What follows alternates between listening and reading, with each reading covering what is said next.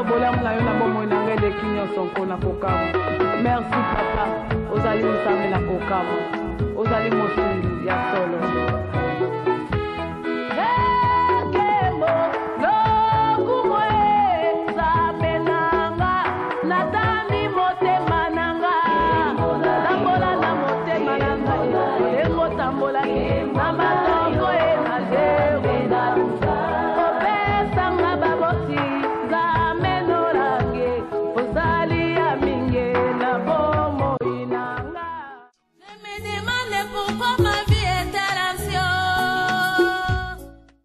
Ce n'était pas le combat spirituel, j'allais être où?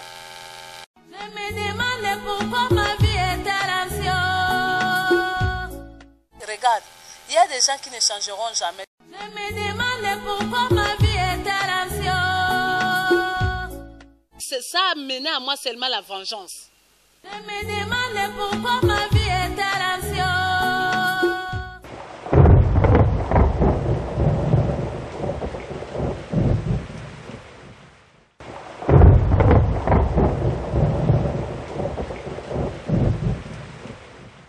J'ai chanté à l'église catholique, j'ai chanté dans les chorales, mais je ne savais pas adorer. C'est maman qui me prenait par la main et me dit, demain tu vas conduire la prière, regardez comment tu vas faire. Tu vas modérer, tu vas dire ceci, tu vas dire ceci, tu vas mettre la chanson ici, ici tu vas invoquer le Saint-Esprit. Nous étions à 3 modératrices, conducteurs de réunions, conducteurs de prière et d'adoration que maman a formé. Moi, maman Lokadi et la sœur Élisée. Élisée qui est aujourd'hui en Europe, en Hollande. On était des petites filles que maman elle-même formait. Le premier programme d'adoration pour conduire l'adoration, c'était nous. Et c'est elle-même qui nous apprenait. Quand tu regardes, elle ne sait pas chanter. Elle chante avec de fausses notes. Mais maman, quand elle te donne, regarde, tu vas chanter. Et quand elle chante avec ces fausses notes-là, tu sens des paroles. Tu sens des paroles. Quand moi je chante comme ça, il me dit, Micheline, ne chantez pas comme les sirènes de Kir. Comme les sirènes de Kir, regardez comment il faut chanter. Regardez, il me donne le programme et je commence à apprendre le programme. C'est comme ça que j'ai commencé à conduire les adorations au sein du ministère. Et notre chorale est venue et je suis entrée dans la chorale.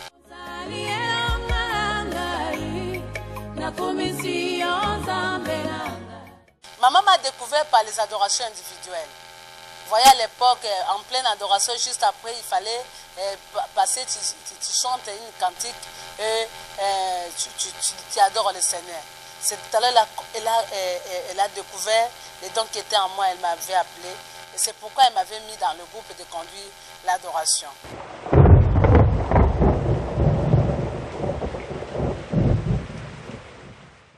Aussitôt découvert, il y avait un pasteur qui était venu à l'époque, il avait son album. Moi j'étais dans la chorale, il m'a appelé avec maman Anto, que je salue, et Anto du Mwanga, que je salue pour que nous puissions chanter dans son album. J'ai chanté dans l'album Nabele Lioe Yahweh, Nabele Lioe, Nabele Lioe Yahweh Sala. C'est le premier album donc que j'ai chanté. Et quand on est parti présenter l'album chez maman, maman a dit, toi, tu n'as même pas le Saint-Esprit. Qui t'a dit de chanter dans cet album? Moi j'ai dit, non maman, non, le pasteur m'a appelé, il me dit, la personne qui doit chanter pour Dieu, c'est la personne qui porte le témoignage de Jésus-Christ. Quel est le témoignage que toi tu portes? Quelle est la mission que tu as pour chanter? Tu veux chanter comme tout le monde? Je ne vais plus t'entendre chanter. Na sepeli na yo, nandimi kofanda na yo, pote awapesi ngamo kwa mikuwa nanga. C'était une chanson que j'ai chantée pour Chabani quand le Seigneur nous a restaurés, quand on faisait nos tours peut-être le soir comme ça dans les quartiers. J'ai chanté pour lui et j'ai préféré que ces jours-là, que je puisse la chanter dans le mariage.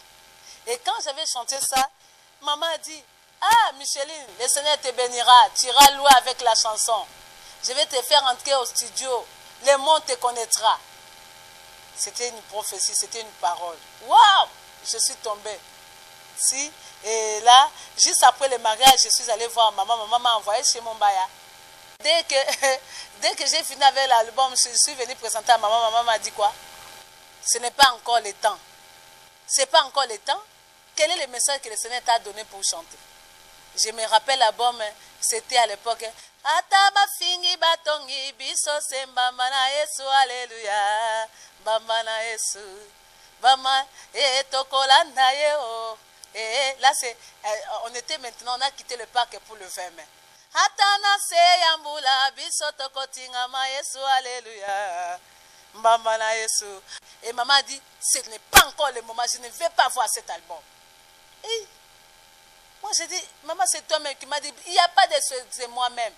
Laissez celle. Comme ça, j'ai appris à obéir à mes parents spirituels. J'ai appris que pour être grand, la Bible nous dit, on doit se confier à l'Éternel. Mais pour réussir, confiez-vous à mes serviteurs. Et j'ai appris à dire oui et amen à mes parents spirituels. Comme Élisée, auprès d'eux, et maman a dit, ce n'est pas le moment. Tu dois entrer en prière, demander au Seigneur pourquoi il t'a donné cette voix. Quelle est la mission pour chanter? Est-ce que tu vas chanter comme tout le monde? Tu vas commencer à faire sortir seulement les cassettes? Quelle est ta mission? Quelle est la mission que Dieu t'a donnée? Ah, ça m'a perturbé. Je suis rentrée, bien que abattie, je suis allée à l'Ipen 2 mois durant. J'ai laissé ma maison. Un jour, le Seigneur m'a montré, je vais t'apprendre comment on m'adore. Je vais te montrer comment m'adorer. Tu ne vas plus chanter comme chantent toutes les personnes. Tu vas chanter sur ta vie. Et tu vas chanter sur la vie humaine. Aujourd'hui, quand je vois tout le monde chanter,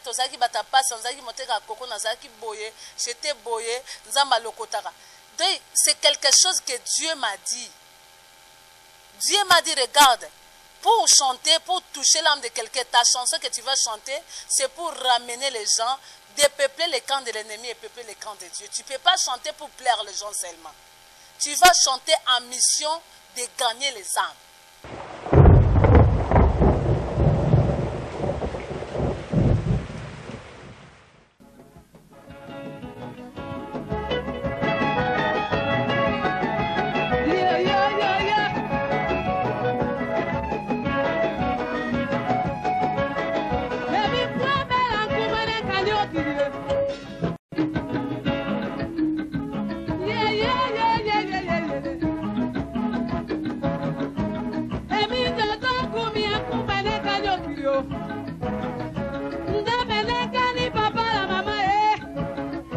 Pendant que le groupe La Joie nous entraîne dans un air formidable, nous verrons celle-là.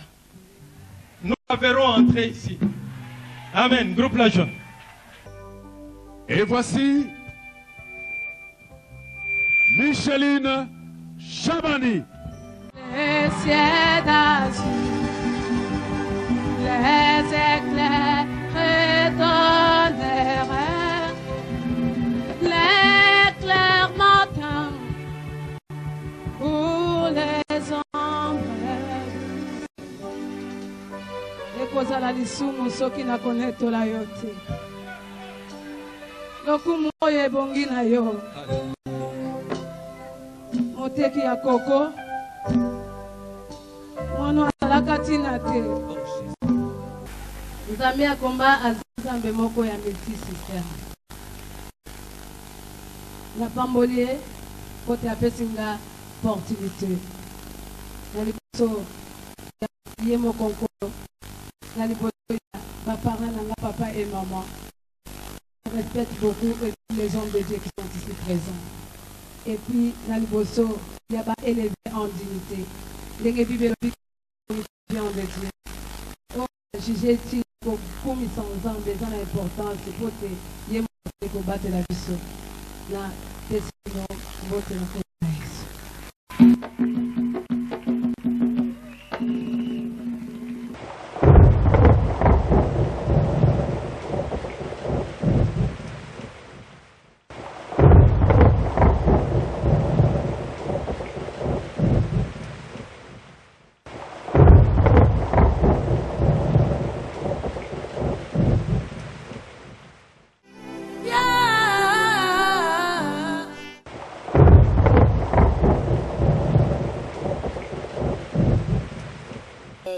Moi, je suis née d'une famille de 5 filles, dont je suis l'aînée. Je suis venue après la stérilité de ma mère et de mon père, une stérilité de plus ou moins 10 ans. Le féticheur lui avait dit, le jour où cette femme va mettre au monde, on ne peut pas donner ni de l'eau, ni allaiter cet enfant sans que j'arrive. Jusqu'à l'âge de 2 ans, moi, je ne prenais pas de l'eau dans un verre ou dans un gobelet. Parce que c'était les instructions pour garder ma vie, sinon mes parents allaient me perdre. Et ils ont fait des tatouages avec des poissons électriques pour que je sois forte. En grandissant, j'étais une fille turbulente, vous n'avez pas l'idée. Donc j'étais insupportable, au point donc que mes parents m'appelaient, comme on dit chez nous, la folle. La folle, moi ça liboma. La folle, parce que j'ai cassé tout ce que je voyais, j'ai cassé. Quand je joue, je casse tout, et le verre, tout. Donc ça c'était moi. Et arrivé à 9 ans, 10 ans, il y avait la femme de mon oncle qui avait quitté Kinshasa, la ville, pour aller chez nous à l'intérieur du pays. Et arrivé là-bas, comme ma mère avait élevé mon oncle, et mon oncle maintenant, c'est mon père qui lui a payé tout le billet pour voyager, pour venir à Kinshasa. Alors mon oncle à son tour, il s'est dit ça serait mieux alors qu'aujourd'hui que je prenne aussi l'une des enfants de mes sœurs pour que je l'élève, pour qu'ils puissent aussi bénéficier d'une bonne éducation. C'est comme ça que je quitterai à cet âge-là Kiri pour venir à Kinshasa. Je me suis retrouvée avec les jeunes filles qui vont les oranges, qui vont les cannes à sucre dans des riz. Alors je me suis affiliée avec eux. Comme ça que je me suis retrouvée en train de vendre par-ci, par-là pour essayer de survivre un peu. Puis dit non, si je pousse loin aux études, ça va, je ne saurais pas. Il serait mieux pour moi de faire quelque chose de très court qui va m'aider aussi à se retrouver facilement. D'un coup, je suis allée moi-même m'inscrire à l'école infirmière.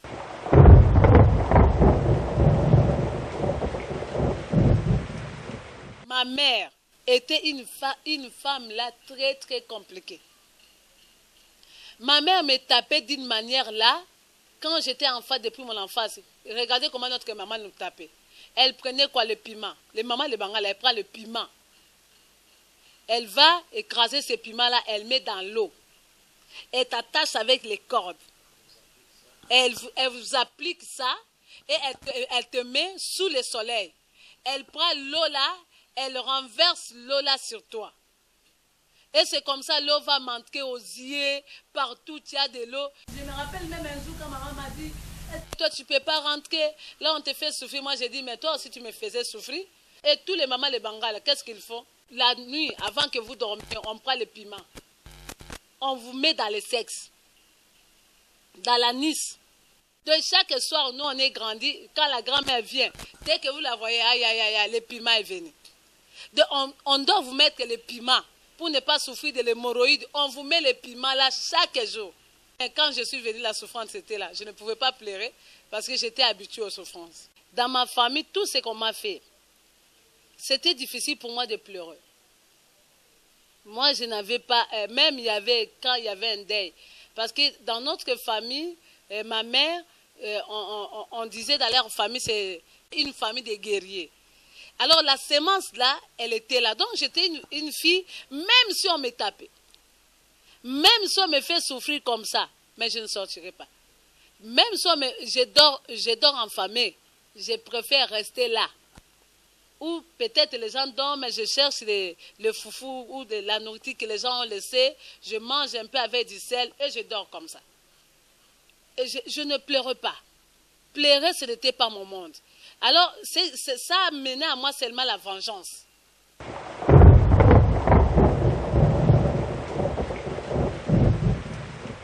Un jour, on allait seulement comme ça avec lui, je l'ai giflé. Parce qu'il y avait des femmes qui l'appelaient là, et lui il avait regardé, je l'ai giflé. Alors il m'a dit, ah ce n'est pas possible, une femme qui me gifle. Alors c'est comme ça, pendant les fiançailles, ça a commencé. On a commencé à se bagarrer, mais j'étais une fille là, qui avait les objectifs en dehors de la colère. Ce qui était mauvais en moi, c'était la colère. À l'époque, ma sœur est venue, ma petite sœur est venue à Kinshasa, et la deuxième est venue. Donc, on était déjà trop dans la maison de mon oncle. La femme de mon oncle a commencé à nous chasser. J'étais obligée maintenant de me donner au mariage pour que j'aie une maison chez moi, pour que je vive avec mes sœurs.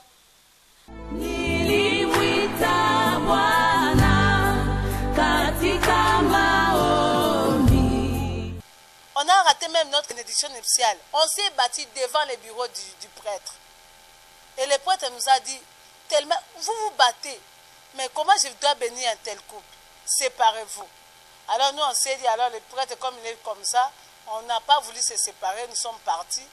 Et j'ai dit à mon mari, là vraiment si tu ne changes pas, pour moi je voyais c'est lui, tout ce que... Moi je ne voyais pas que j'étais une femme impossible. Moi je voyais c'est lui avec ses alcools, avec son impudicité, avec tout ce qu'il faisait. Moi je l'ai taquiné, je l'ai condamné. Alors je lui ai dit, on se sépare. Et la femme de son petit frère, qui est venue me dire, non, non, j'ai trouvé une maman en train de prêcher les femmes là-bas au VV. Viens un peu, peut-être ça peut te changer. Moi, j'ai dit, regarde, il y a des gens qui ne changeront jamais. Je suis allée voir quelqu'un qui chasse les esprits là-bas. Le même jour, on avait chassé les esprits, je me suis battue. Je m'étais mariée coutumièrement. Et dans ma famille, on avait refusé de prendre la dot. Parce qu'ils disaient que je vais revenir. Je n'étais pas créée pour se marier.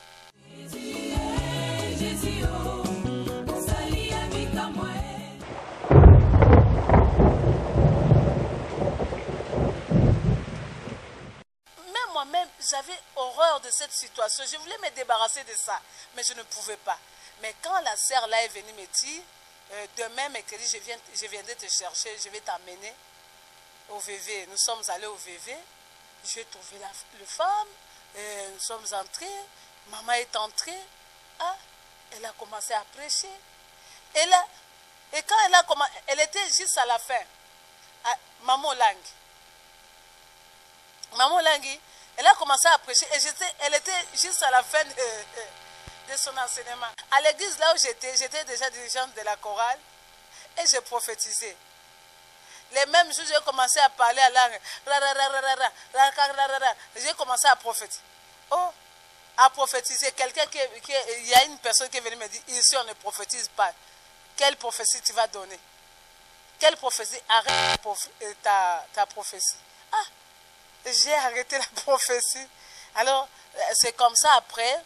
Et après, nous sommes rendus au parc. Et là, maman a prêché comment une femme doit se comporter dans son ménage. Les mariages selon Dieu. Les mariages selon la coutume. Maman a développé ça. Non. L'erreur de la vertueuse. Depuis ma naissance, je n'ai jamais entendu ce genre de choses. Que la vie, c'est la femme. La femme, c'est une conseillère. La femme, c'est une maîtresse. La femme, c'est elle qui amène la vie. La maman a parlé. Il y a des femmes ici qui vivent en animal. Ils se croient hommes, humains, mais sont des femmes animales.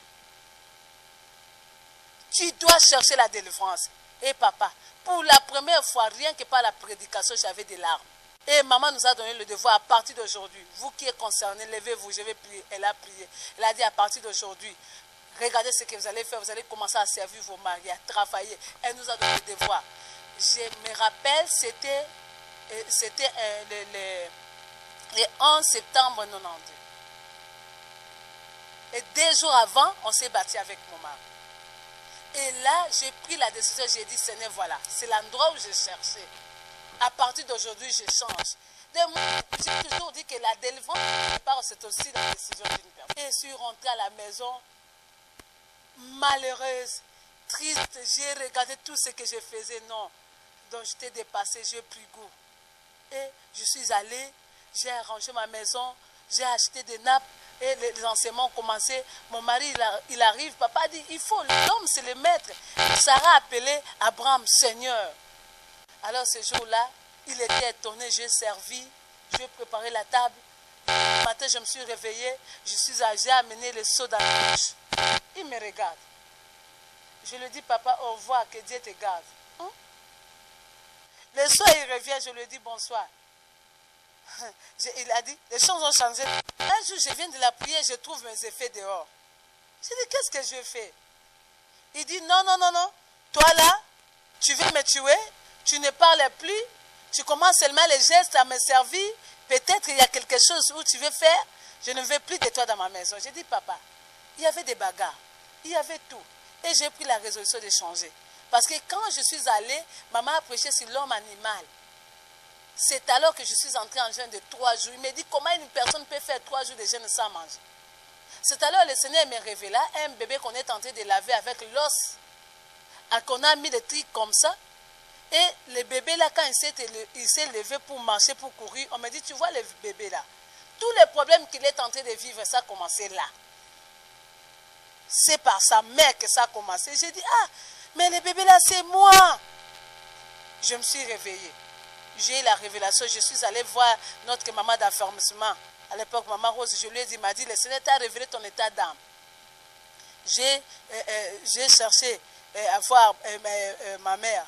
Et après, c'est alors que j'ai su qu'on m'avait lavé avec l'os de bruit. Donc, moi, je pouvais reproduire ce que l'éléphant fait. Je pouvais casser tout. Je pouvais tout détruire. Je devais que me battre comme le gorille. Et la force qui était en moi. De tout ça, c'est quand cet enfant est né. Et voilà, c'est comme ça, avec ces changements qui a affecté mon mari. Et là, je vivais même dans la servitude. Tous mes sœurs étaient là. Avec ces changements, j'ai pu amener même mes sœurs, tout le monde à la JCC et toute ma famille au ministère.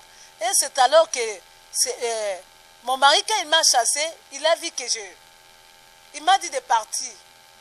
Et je lui ai dit, ok, merci, je pars. Mais avant, j'étais à la maison comme ça, je lui ai dit, ok, merci, donne-moi même le transport. Je bénis le Seigneur pour ce ministère. Je crois que pour moi, je le dis toujours, ce ministère est venu pour moi, pour ma maison, pour mon mariage. Parce que là, papa, j'étais au bord de l'échec de ma vie. J'étais au bord du divorce et je n'avais personne qui pouvait m'orienter dans la vie, personne qui pouvait me conseiller. Et ce ministère est tombé et est venu quelque chose qui est tombé comme ça pour moi. Je crois que dès le premier jour, quand j'ai su les enseignements, j'ai dit voilà, c'est ici. J'ai regardé la façon dont maman parlait. Je me suis dit, je dois devenir comme cette femme. Et maman parlait, on l'appelait Maman Olan.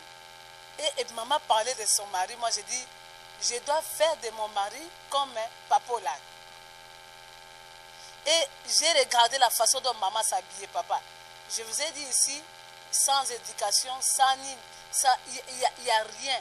Donc je ne connaissais même pas. Quand mon mari dit que j'ai commencé à arranger même la maison, comment arranger la maison, ma cousine, comment mettre une fleur, comment faire décorer la maison, tout je l'ai apprise auprès de Maman Olan. Je l'ai apprise. Comment s'habiller. Je commençais à copier. Donc, à l'époque, je me rappelle, quand j'ai dit les produits, c'est-à-dire, si je vois, maman le dimanche était venue, elle avait mis la ceinture comme ça. Les dimanches qui viennent là, même si je n'en ai pas beaucoup, je dois aller chercher même la tombola à la périphérie là, chercher la ceinture comme je dois mettre comme maman à mise. Je dois reproduire les choses comme telles qu'elle le fait. C'est-à-dire, toutes les paroles qu'elle faisait sortir, je suivais cette parole à la loupe. Je devais pratiquer cette parole. C'est ce qui a bouleversé mon mari, mes amis et mon entourage. Mais tout le monde, personne ne pouvait, parce que je ne pouvais pas, avec mon comportement, je ne pouvais pas prêcher quelqu'un.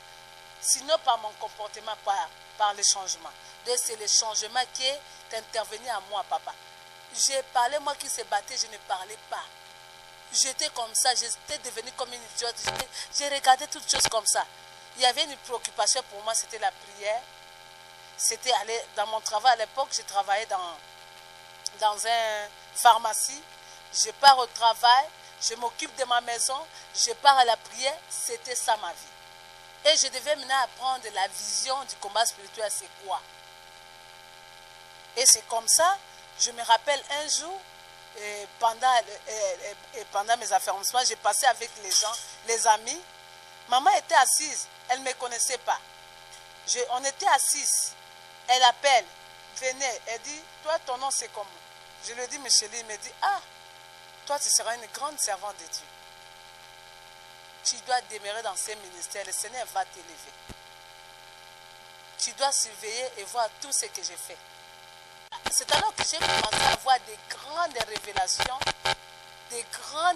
révélations, comment j'étais condamnée dans ma famille à ne pas se marier, comment je ne pouvais pas réussir ni d'être bénie, comment nous dans notre famille, mon mari avait des moyens, mais dès que je suis entrée dans sa maison, tout était arrêté. Il n'avait plus de moyens, ses affaires ne tenaient plus. Et chaque fois qu'il y avait des disputes, il me disait, toi tu es une femme de malédiction. Tu es une femme de malédiction. C'est toi qui me bloque. Moi je disais, papa, pourquoi tu dois dire ça? C'est alors qu'au ministère des combats spirituels, je suis venue et j'ai compris que moi, je payais les dettes dans le monde des ténèbres. Comment? Un jour, j'entre à Gênes, le Seigneur me montre, il me montre, j'étais en train de vendre dans une grande boutique et les gens venaient arracher tout. Et après, j'ai commencé à regretter, j'ai vu un homme habillé en blanc qui est venu, il m'a dit, suis-moi, je vais te montrer ce qui se passe. Et juste quand cet homme est venu, il m'a conduit, j'arrive, il y avait une petite ruisseau, il m'a dit, tu vois cette eau? J'ai dit, oui, je connais, j'étais passé ici avec ma grand-mère.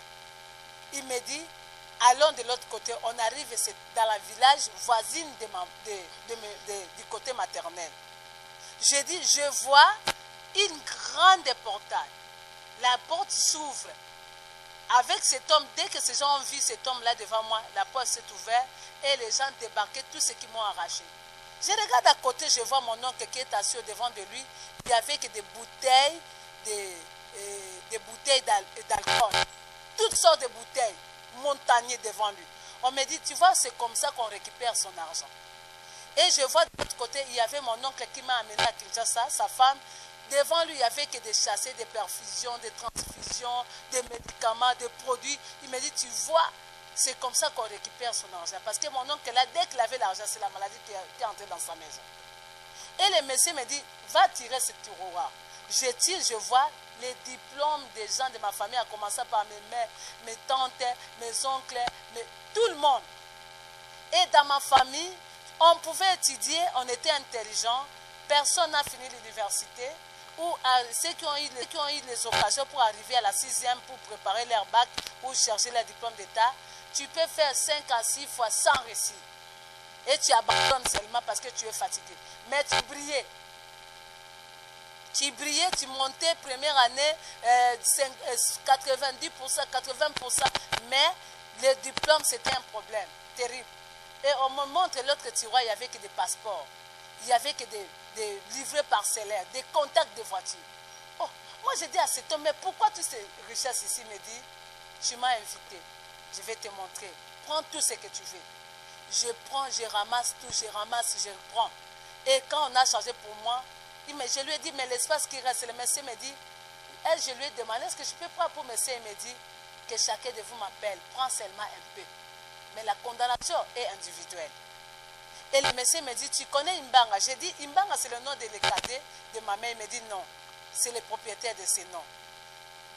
Lui, cet homme, c'est lui qui a causé tous ces problèmes que vous voyez. Vous payez les dettes. Dans le monde des ténèbres, vous payez les dettes. C'est pourquoi dans votre famille, sans moi, personne ne peut me réussir. Mais comme tu m'as appelé, maintenant sors avec ta richesse. Ah, quelle grande révélation! J'ai partagé ça avec mon mari, j'ai compris, ah, je paye les dettes dans le monde des ténèbres. Je suis allée voir la grand-mère, la tante de ma mère. La grand-mère m'a dit, c'est comme ça que l'arrière-grand-père là est décédé comment? Lui, il prenait les dettes. Il est même quelqu'un qui est marié avec son épouse, comme moi je suis avec papa Chabani, et lui vient, il demande à papa Chabani de me prendre en mariage pendant 6 mois, il va me remettre. Il va rembourser la femme. Il est mort sous les dettes. Lui n'a pas pu terminer sa dette, c'est comme ça, il a fait appel. Dans le village que moi j'avais vu en vision, Il a fait appel, la dette c'était dans ces villages. Il a fait appel des anciens d'autres villages. Il a dit, moi je vais mourir, mais je ne vais pas partir avec la dette. Donc je consacre mes enfants seront les esclaves de ce village. Toute leur richesse à partir d'aujourd'hui appartient à ces villages. Donc tout le monde là doit leur servir. Or que même aujourd'hui, sans que le Jésus que c'est moi j'ai amené dans ma famille et dans ma contrée, que tout le monde commence à recevoir aujourd'hui, on était des esclaves de ces contrées. C'est là-bas où il y avait les intellectuels, il y avait les médecins, il y avait de tout. Là-bas, tous mes tantes, mes oncles étaient les esclaves. Et moi, une petite fille, même quand je sortais les gens de ces villages dans leur rêve, je disais, comment cette petite fille est venue découvrir cette chose? Vous voyez, c'est pourquoi j'ai dit, je suis le produit du combat spirituel. J'étais condamnée, même dans mon mariage, à demeurer dans la souffrance. J'allais continuer à faire des cannes à sucre. J'allais prendre les oranges. Parce que j'ai amené la pauvreté dans mon mariage. Et mon mari ne pouvait pas réussir. Alors, si ce n'était pas le combat spirituel, j'allais être où? C'est ça, j'ai dit que je suis le produit du combat spirituel. Et en plus, c'est dans ces combats spirituels que je suis venue, je me suis mariée.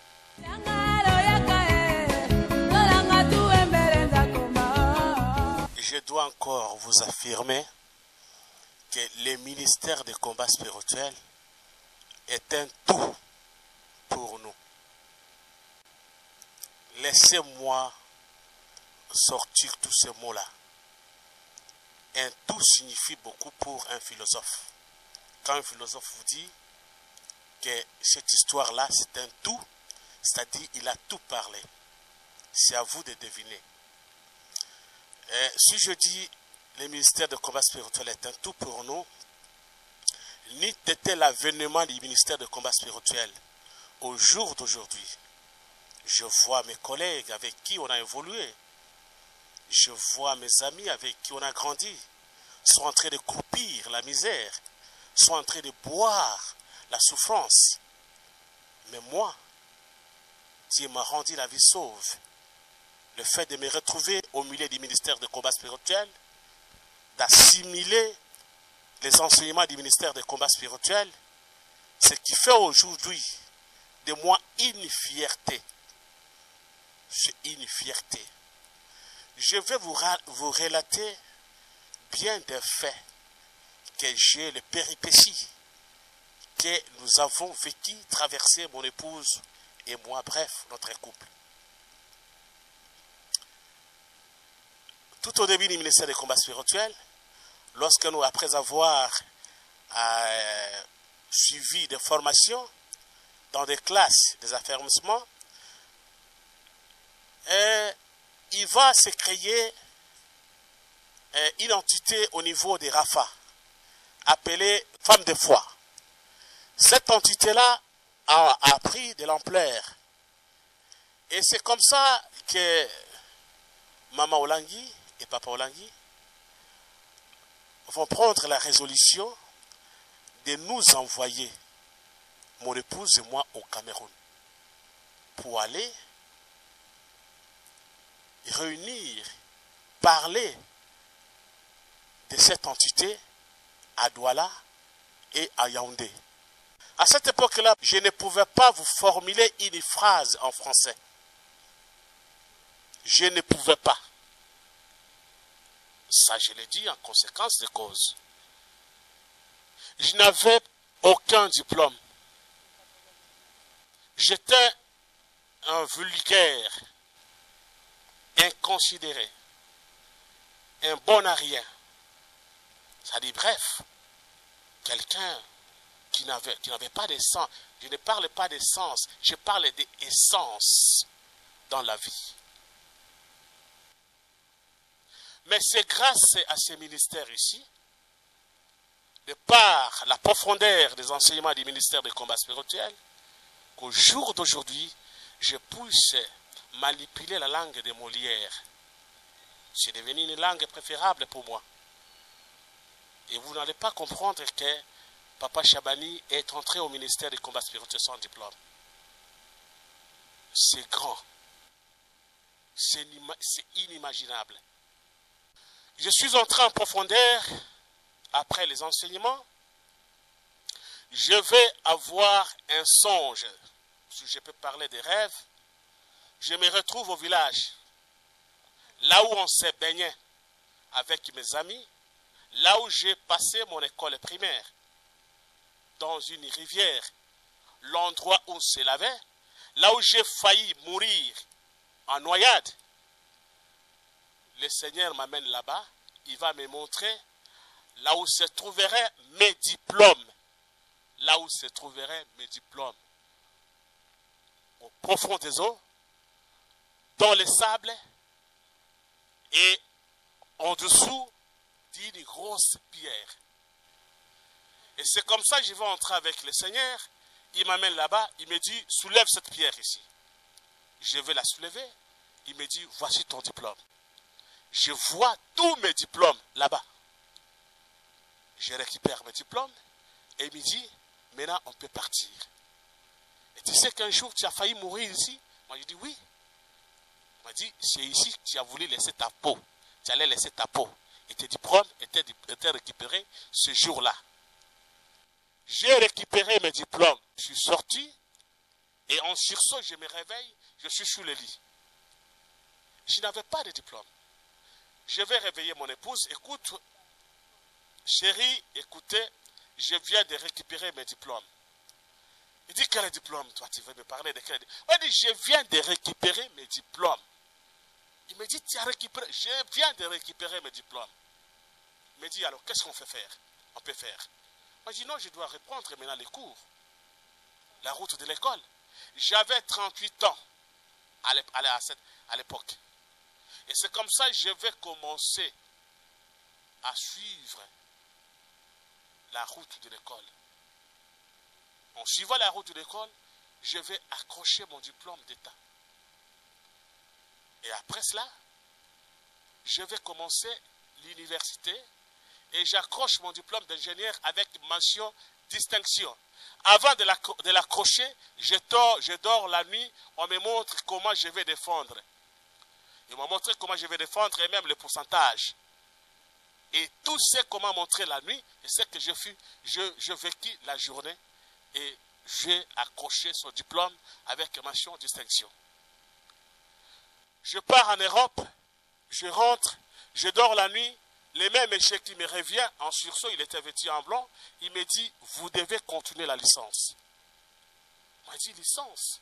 Il dit, oui, vous devez avoir une licence. Et c'est comme ça, je vais aller m'inscrire en pré-licence.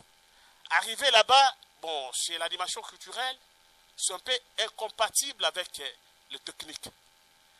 Moi, je dis non, laissez-moi faire. Bon, l'académique de cette époque-là